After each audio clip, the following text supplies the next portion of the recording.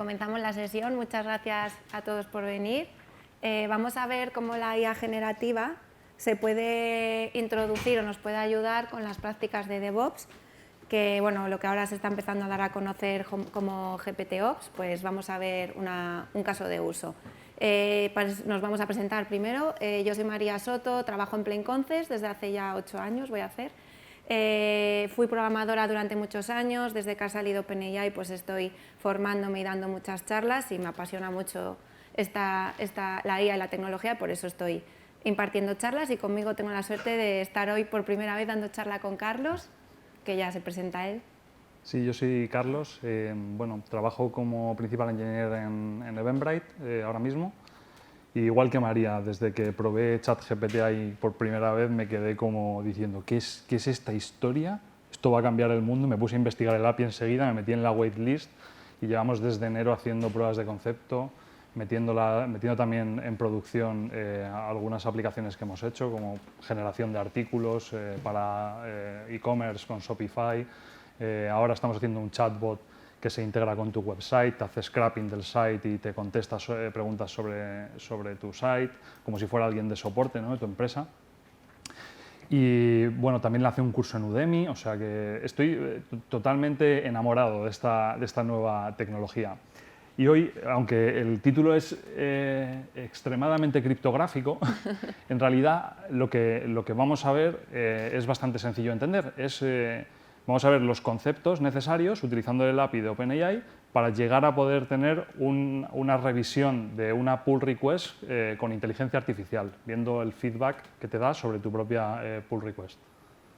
Vale, lo que vamos a ver, como ha dicho Carlos, le hemos llamado un copilot para pull request. Veremos cómo hacer nuestro propio copilot, cuáles serían las tripas para poder antes de lanzar una pull request, bueno, a la hora de lanzarla, verificar el código, chequear de forma automática, gracias a la IA, que cumple unas determinadas prácticas, siguiendo las convenciones de tu empresa, por ejemplo. ¿Qué conceptos vamos a utilizar para la demo final, en la que vamos a ver este pequeño copilot? Bueno, pequeño o gran copilot. Vamos a ver 3 conceptos que vamos a utilizar. Por un lado, llamamos a la API de OpenAI, de Chat Completion, que supongo que ya habréis oído hablar mucho de este concepto, que le vamos a enviar el código para que lo revise. Function Calling, que es un servicio que ha lanzado OpenAI que nos va a permitir acotar las respuestas de la IA en base a tus necesidades. En este caso, hacer un match de tu código con las buenas prácticas de tu empresa o tuyas como programador senior que consideras que se debe cumplir para poder subir el código. Y por último, una GitHub App, que es lo que nos va a permitir de modo automática llamar a la IA, comprobar el código y poderle decir al desarrollador ¿estás cumpliendo las buenas prácticas o ojo, no lo estás cumpliendo? Y en estas líneas es donde vas a tener que chequear en base a lo que tu empresa o tú como programador crees que debería de tener ese código, ¿no?, o cumplir el código. Aquí una preguntilla antes de nada. ¿Cuántos habéis utilizado ChatGPT? Todo el mundo, ¿no? Genial. ¿Quién no lo ha usado? No, más bien sería la pregunta. Bueno, ya bien. Bueno, prácticamente todos lo habéis utilizado. ¿Cuántos habéis utilizado el API de OpenAI para hacer pruebas? Vale, unas cuantas personas también. ¿Y cuántos habéis utilizado Functions de OpenAI? Una persona, genial. Lo más interesante de esta charla que os podéis llevar hoy son las functions, el concepto de function. Así que con la mayoría no lo habéis visto. Atentos ahora cuando lo explique María, que es como la clave de todo esto. Vale, esto entonces, por lo que hemos preguntado, ya lo habéis utilizado prácticamente todos, entonces no me voy a profundizar demasiado. Esto es una llamada, bueno, yo voy a muerte con Azure, entonces yo todas las llamadas las hago a Azure OpenAI. La prueba que hice es en el panel de juegos de Azure OpenAI, una llamada en chatbot y cómo se ve en código Python, porque también estoy ahora intentando ponerme las pilas con Python. Entonces, importar las librerías, bueno, justo la conversación que he tenido, que le estoy pidiendo Lola Mundo, cómo sería la conversación enviada a la IA, ¿no?, a Azure OpenAI. Le pasamos el endpoint, nuestra API key, le digo que a la función Chat Completion qué engine estoy usando, que en este caso estoy tirando de GPT-4, el de 32K, que me han dado acceso y está muy chulo. Y luego en el mensaje de la conversación le voy enviando, con el role system le digo, no le digo nada, simplemente que es un asistente de IA que te va a ayudar a resolver tus preguntas. Y aquí vemos con el rol usuario la pregunta que yo le he hecho, escribe hola mundo en Python y la respuesta que me ha dado la IA. Esto es simplemente mensajes que les vas enviando para que la IA tenga contexto de la conversación que tenemos y podamos crear un chatbot, una conversación.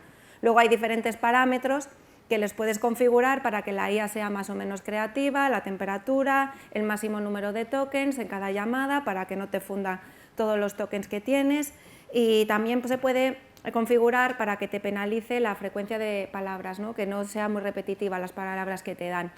No, yo en este caso pues, por defecto sale a 0 y funciona muy bien.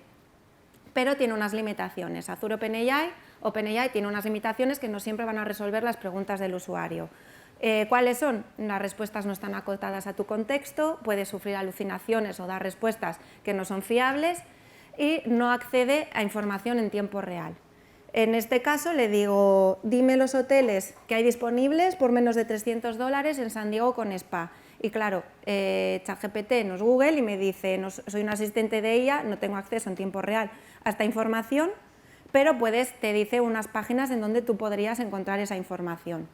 Entonces vamos a ver cómo podríamos resolver, si tú tuvieras tu propia web o quisieras hacer tu propio buscador de hoteles, cómo podríamos resolverlo con Azure Function Calling o con OpenAI Function Calling.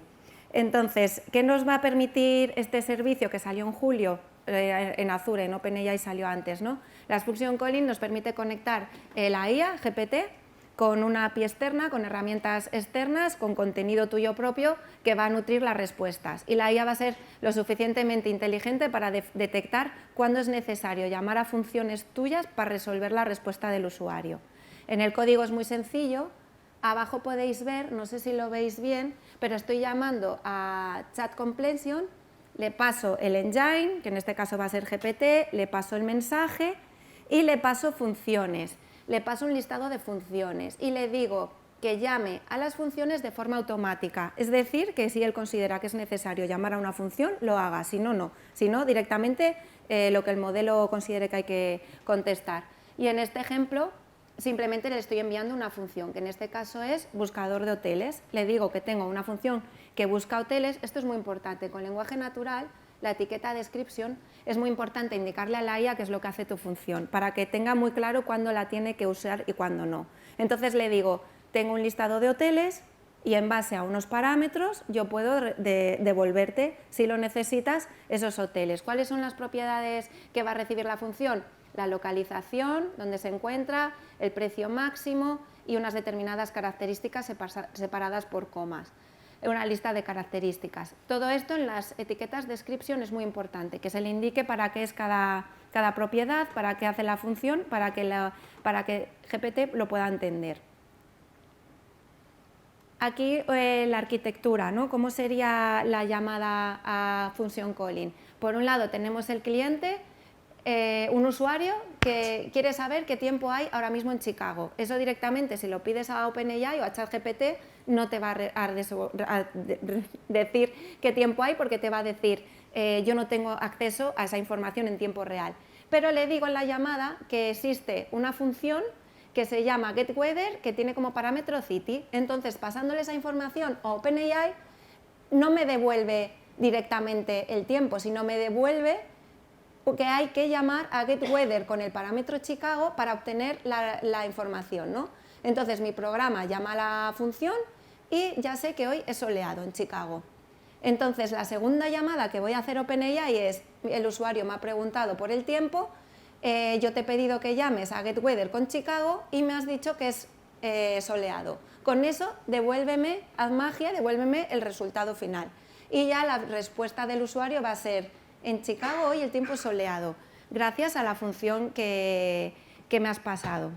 Esto es bastante importante, de hecho, el entender que el cliente, que puede ser, por ejemplo, una API vuestra en Python, que está dentro de vuestra VPC, si estáis en Cloud en AWS o en vuestra network privada o VPN, que tiene comunicación hacia afuera y sabe atacar al endpoint público de OpenAI, pero queréis poder utilizar datos propios vuestros que están a lo mejor con la mayor seguridad del mundo y no queréis exponer un endpoint público para que os llamen.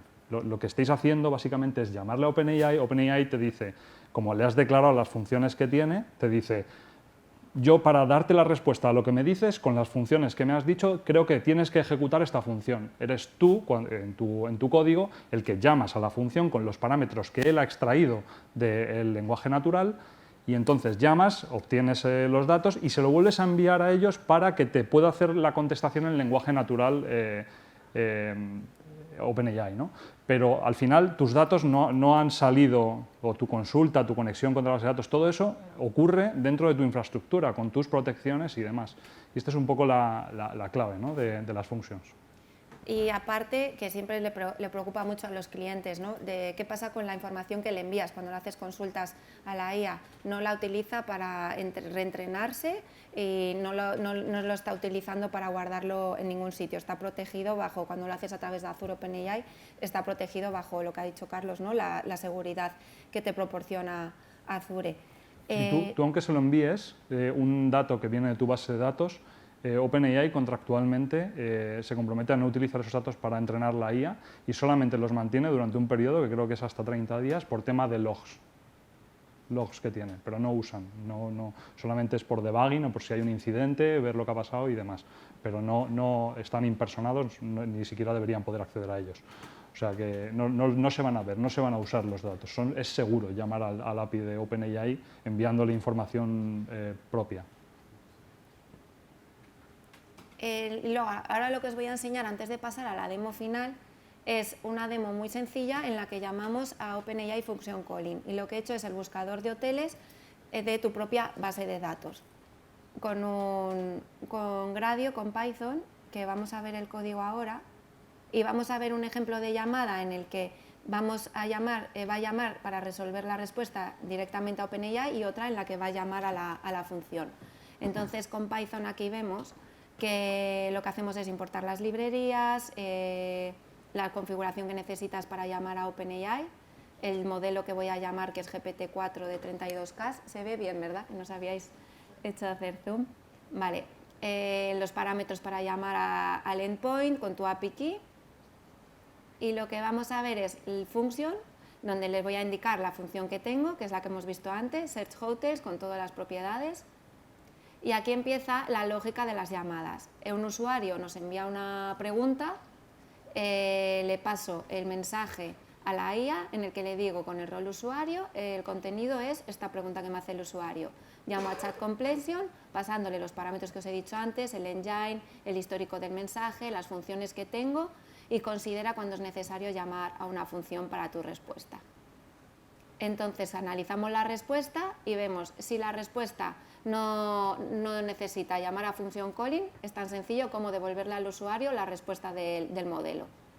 En el caso de que sí que hay que llamar a función calling, nos dice con qué parámetros hay que llamar a tu función. Añado todo eso al mensaje, toda esa información, y le digo, el usuario me ha hecho una pregunta, he llamado a una función con estos parámetros y la respuesta de mi función se la paso a la IA. Entonces tengo con el rol función, con el nombre de la función que he llamado, la respuesta que me ha dado. Y con eso llamamos a la IA para que nos diga cuál es la respuesta. Y la voy a pintar en el chatbot. He utilizado la librería Gradio para probarlo. Y bueno, aquí en el fichero de Hotel tenemos almacenada nuestra base de datos, que bueno, esto como es una prueba de concepto muy sencilla, pasándole unos parámetros, pues tengo diferentes hoteles en OnJSON que cumplen unas determinadas características, por precio, por localización y por otras funcionalidades del hotel que puede proporcionar. Entonces, al ejecutar esta prueba de concepto, vamos a poder ver. A ver, que no estoy acostumbrada es todo lo complejo que os queráis imaginar. O sea, al final puede ser perfectamente el que está haciendo las llamadas a OpenAI un BFF, que está ya hablando con el microservicio de búsqueda de hoteles y que tiene 800 parámetros. Y tú se los configuras y él puede extraerlos del lenguaje natural, puedes enviárselos a tu microservicio y podéis tener ahí operaciones, no sé, tener un Elasticsearch, tener vuestro Redis, vuestra base de datos, vuestras consultas apelo en SQL, lo que haya, ¿vale? O sea, imaginaros lo complejo que queráis, que se puede. Esto solamente es para ver que al final lo que importa es que es una función que se ejecuta y te devuelve datos, ¿vale? Vale, entonces ahora vamos a hacer una llamada en la que no va a ser necesario llamar a función calling, es decir, a nuestro buscador de hoteles, y otra que sí. Entonces, esto es un chatbot normal que le digo, me gustaría irme de vacaciones, ¿no?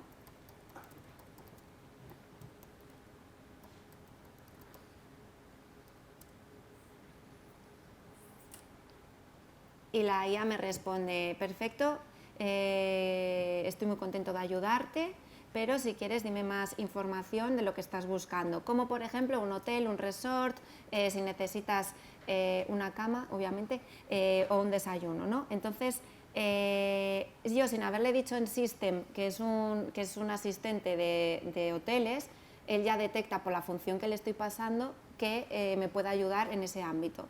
Entonces ahora voy a hacer una llamada, que la tengo aquí cuando hacía pruebas, en la que lo que le paso va a ser una petición que sí va a ser necesario llamar a function calling. No la he copiado bien, ¿verdad? No estoy acostumbrada al Mac. Ahí. Ahora sí. Entonces ahora le digo, vale, pues encuéntrame un hotel en San Diego por menos de $300 con wifi gratis y a pie de playa. ¿Se ve bien el texto? ¿O lo ampliamos un poco? Vale. ¿Sí?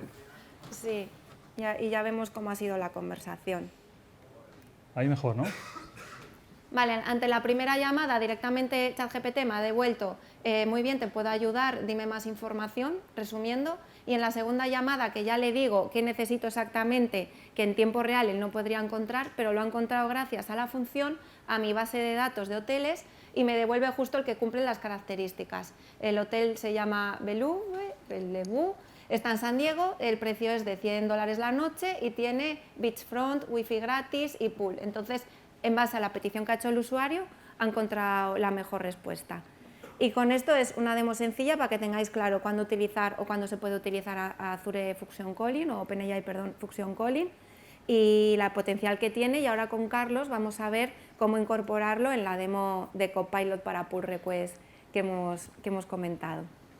Mira, pues un poquito de recap. Hemos visto cómo se llama a OpenAI. Siempre le envías una conversación. El primer mensaje solamente es el mensaje del usuario, lo que ha puesto, pero luego empiezas a añadir en ese array de mensajes lo que ha dicho el asistente, lo que ha vuelto a decir el usuario. Siempre le envías la conversación entera. Con las functions hemos añadido la capacidad de decirle, si necesitas datos en tiempo real que resuelve esta función, dime que llame a la función y yo lo meto dentro de esa conversación como un resultado devuelto por esa función, y entonces vas a poder continuar la conversación dándome tu respuesta en lenguaje natural. Y ahora la tercera pata que vamos a conectar para la demo de hoy es la GitHub App y el cómo asignarle el behavior de un asistente que es un revisor de código y que va a utilizar una función para obtener ciertos criterios. Vamos a verlo.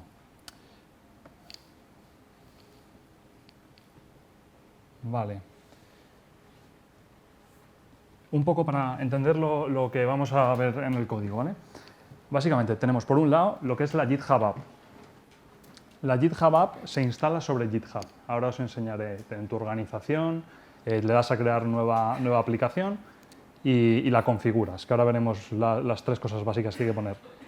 Esa aplicación la vas a asociar a un repositorio de código, ¿vale? La vas a instalar en otra organización donde la quiera usar y vas a vincularla a un repositorio. Y esa aplicación, en nuestro caso, va a estar escuchando con webhooks las pull requests que se abran sobre el repositorio que la tiene instalado.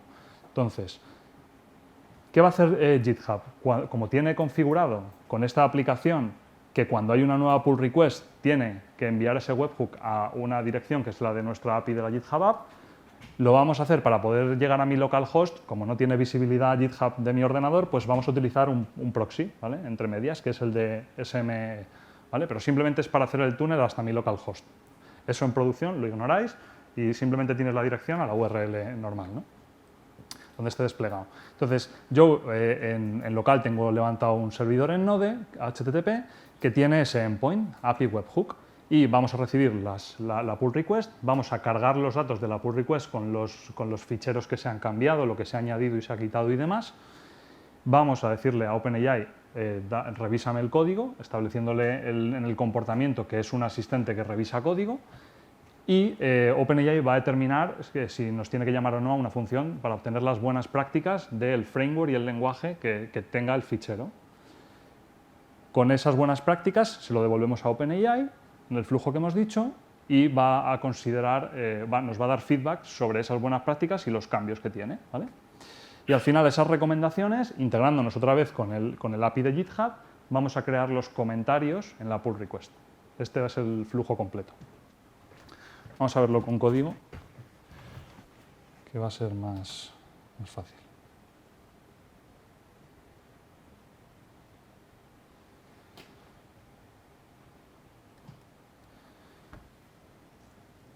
Vale, ¿se ve bien? Vale, principalmente, bueno, tenemos el fichero dem donde están todos los secretos, API keys y demás, ¿vale? Todo esto lo publicaremos luego en GitHub para que le podáis echar un vistazo tranquilamente. Pero al final lo que es un servidor HTTP en Node, si os fijáis, que aquí se está creando. Esta parte lo he hecho para poder servir los logs y luego enseñároslo, lo que ha ido pasando, pero la podéis también medio ignorar porque lo importante es que le dices al HTTP server todas las peticiones que recibas lo va a gestionar este GitHub App Middleware.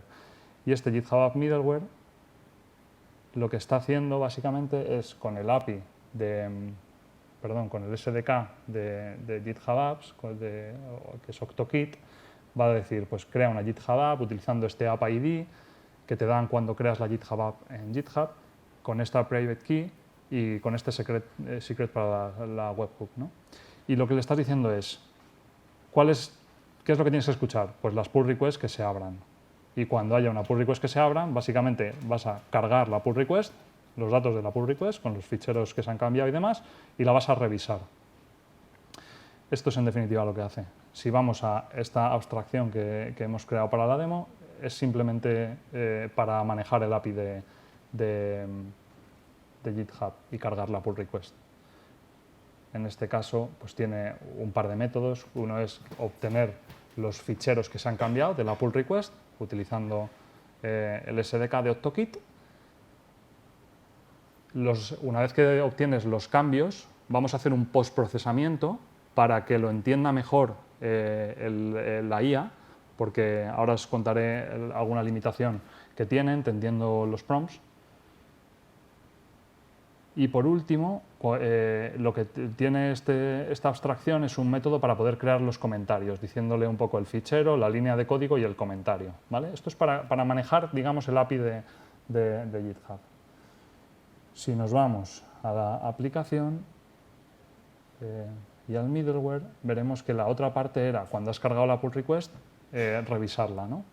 Y si vamos a la parte de revisión, veréis que obtenemos los ficheros que se han cambiado, pedimos los review comments, ¿no? Si vamos a ver la parte de review comments es donde empieza ya la parte de OpenAI, ¿no? En la que decimos que el primer mensaje de la conversación, con el rol de system, que es como el administrador que le está susurrando, ¿no?, cómo debe comportarse, ¿no?, a OpenAI, le estamos diciendo, eres un revisor de código que evalúa el código que te envían, ¿no? Para obtener las coding rules puedes ejecutar esta función. Esto no es totalmente necesario que se lo diga, pero yo se lo estoy reforzando para asegurarme de que entiende el uso de la función. Estás haciendo prompt engineer, ¿no? Eso es. Todo esto es parte de prompt engineering. Modificar el prompt para poder modificar bien el comportamiento y para poder permitirle a la IA entender bien lo que le estás pidiendo en cada mensaje. Luego le digo, tu respuesta debe, y cuando dices debe en prompt engineering es bastante fuerte, para la IA lo considera bastante importante. Le digo, tienes que contestar en JSON y tiene que tener esta estructura, y le doy un ejemplo de la estructura. Le digo, tienes que darme el nombre del fichero, la línea y el comentario, ¿vale? Y bueno, le sigo diciendo cosas en las que básicamente le digo, quiero que con cada regla, no que me digas que se ha violado esa regla, sino que me digas por qué y cómo tengo que cambiar mi código para cumplirla. Cosas así, ¿no? Le voy modificando el comportamiento para ir modificando el comportamiento he ido haciendo muchas pruebas y probando diferentes prompts hasta que he ido afinando que me daba la respuesta que yo quería. Entonces, esta es la parte del system, ¿vale? Mensaje de sistema. Y luego lo que dice lo que quiere hacer el programador, ¿no? Un programador está proponiendo este cambio de código y le envío los cambios de código. Genial. Y en la parte de functions, pues en este caso le digo, tienes una función que es dame las coding rules y le digo para qué sirve, que basado en una extensión y un framework detectado que me diga, el lenguaje y el framework. Y esta es la función, que básicamente, si os fijáis, igual es una tontería, que básicamente dice, si el lenguaje es JavaScript y el framework es React, pues te devuelvo esta está el guide, ¿no? Y aquí está descrito en lenguaje natural lo que quiero que evalúe. Pues que el fichero de React solamente tenga un componente por fichero, que no tenga más, que los imports estén arriba y no haya ningún salto de línea. Lo que os imaginéis, cualquier cosa, incluso cosas de decisiones de arquitectura o de lo que queréis, o de diseño más bien, lo puede evaluar bastante bien. ¿Vale? Entonces, ya tenemos un poco todas las piezas, vamos a ver la parte de la GitHub App rápidamente. Vale, esta es la configuración de la GitHub App, ¿vale? He ido a mi organización, he creado la GitHub App y al crearla le he puesto este nombre, que es el revisor de pull request y tal. Y lo más importante que tenemos que ver es dónde estamos estableciendo la URL a la que nos va a llamar con la webhook, aquí, que es la que tenemos creado el túnel con el proxy para poder ejecutarlo desde mi localhost, ¿no? Y aquí, aparte de la webhook, si nos vamos a permissions, es la segunda cosa que hay que entender. Cuando creas una GitHub App, tienes que darle permisos a la GitHub App. Yo necesito acceso, en este caso, a la metadata y necesito acceso a las pull requests con permisos de lectura y de escritura, porque va a escribir comentarios y demás. Y luego, en la parte de eventos, le digo a qué se suscribe, ¿no? Que es todo lo que tiene que ver con pull request ahora mismo. Entonces, con estas configuraciones sabe a dónde tiene que llamar, cuándo sucede qué cosa y qué permisos tiene. Suficiente. Ahora, para ver un poco la demo final, tengo este código en React. Vamos a copiarlo. ¿Qué quieres verificar si sigue las buenas prácticas? Eso es.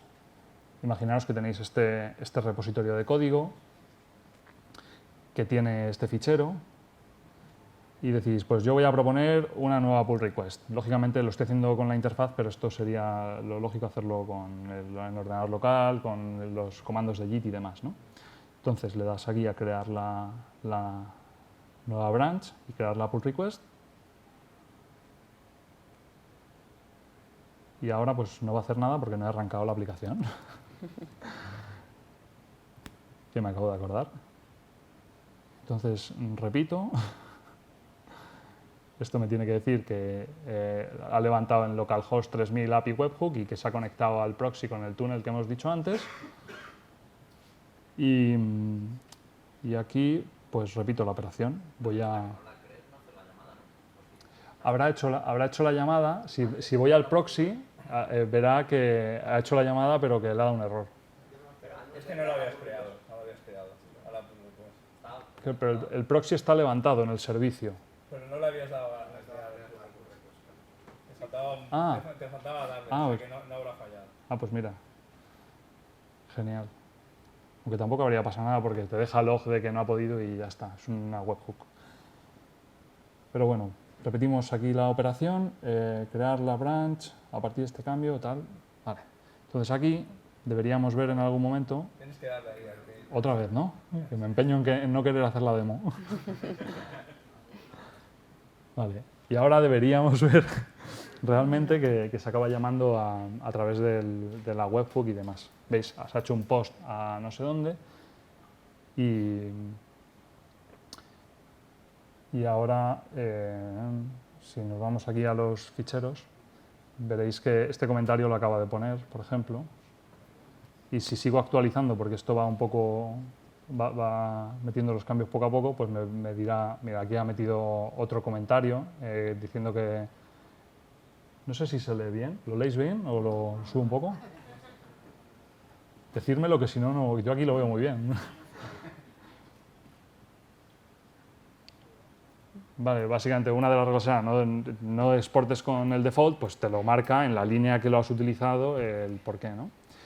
Se está violando la rule. Y lo que os contaba antes de los logs, que os decía que no era necesario, pero era para enseñaros un poco lo que ha ido pasando por detrás. Si yo me meto aquí, pues veis que se ha solicitado una... Ponlo en grande, ¿no? Que Ahí supongo sí. que no lo están viendo. Otra vez. Vale. Si os fijáis, dice, pues tenemos estos cambios, ¿no? En la pull request. Los cambios originales, los que me da el API de GitHub. Y en GitHub, no sé si os acordáis, se ve mejor aquí en la propia PR.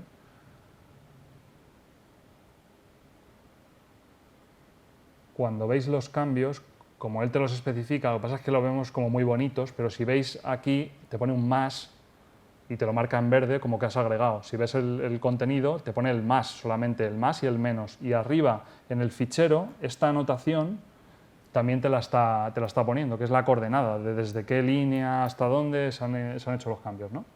Entonces, si yo intenté pasarle esto a la IA directamente y explicarle cómo funcionaba el tema de los rangos, pero no lo entendía, se liaba. Para localizar la línea exacta se liaba y me acababa poniendo los comentarios en líneas que no tocaban. Entonces, lo que hice fue un postprocesamiento, simplemente con programación normal, en la que hice, lo que añadí es al mismo texto, es un string, ponerle en cada línea line igual a 2, line igual a 1, line igual a 8. Y con esto es lo que ya le envío a OpenAI junto a las reglas que me dé la function, y con todo ese contexto es capaz de decirme, pues te doy en este fichero, en esta línea, este comentario. ¿Qué es lo que estamos viendo aquí? Estos son los comentarios que ha devuelto. Y ya tenemos que... nos están diciendo que tenemos que acabar. Y perdonad que nos hemos pasado un poquito. Y ahora las preguntas. Vale. Sí. Pues si tenéis alguna pregunta... Las funciones que tú le mandas, la tienes que mandar en cada petición y te gasta ventana de contexto también todo lo que sea tu función. Creo que te cuenta para los prompts, o sea, para los tokens, perdón. O sea, que si te gasta tokens, o sea, si haces una función gordota, Creo que sí, pero la verdad no lo tengo totalmente bueno, claro. tú realmente le estás enviando la definición de la función, esa es la pregunta, ¿no? Claro, y o sea, luego tú la cuando le respuesta mandas, de la función. tú me has dicho esto, la conversación, eso te gasta los tokens. Lo que no sé es si las funciones que tú le añadas ahí también te gasta tokens o Tú no. lo que le envías es la definición de la función, o sea, lo que os he enseñado en un JSON Claro. de qué hace la función, qué parámetros tiene, pero no todo el Python, no todo el código con la función, eso para él es invisible, o sea, es transparente. Lo que te va a decir es llama a esta función porque sé que te va a devolver lo que necesito. No sé si me he explicado. Vale, o sea, que tú no le pasas todo el código de tu función, no. simplemente le dices, Solo vale, el tú JSON llámame donde a- explicas, tengo esta función que recibe estos parámetros y te va a devolver esta información. Eso es importante entenderlo. Tu código no viaja a ningún lado. No, Solamente se queda en tu local. dices, Bueno, tengo esta función que recibe estos parámetros y lo escribes todo en lenguaje natural. Lo que no sé es si te cuenta para los tokens. En Sí, su bueno, pero ya cálculo. eso sería mínimo, porque sería el nombre de mínimo, la sí. función, los parámetros, etc. Vale, gracias. Muy interesante, la verdad. Gracias. Gracias. Y otra pregunta, ¿los argumentos que le pasas a la función los decide automáticamente GPT? Te los los extrae. dice él. Exacto. Él te dice qué argumentos en base a la pregunta que te ha hecho el usuario, a qué función hay que llamar y con qué argumentos. Si lo ves es un JSON en el que te dice el nombre del argumento y el valor. Entonces tú lo parseas el JSON y llamas a la función. Y también tiende a alucinar con a la hora de elegir esos argumentos, como le puede pasar Yo no otras le he veces? pillado, pero tampoco he hecho unas pruebas muy exhaustivas. Lo que contesta lo contesta muy bien en base a lo que contesta tu función. No sé, Carlos, si tú ahí has encontrado alguna...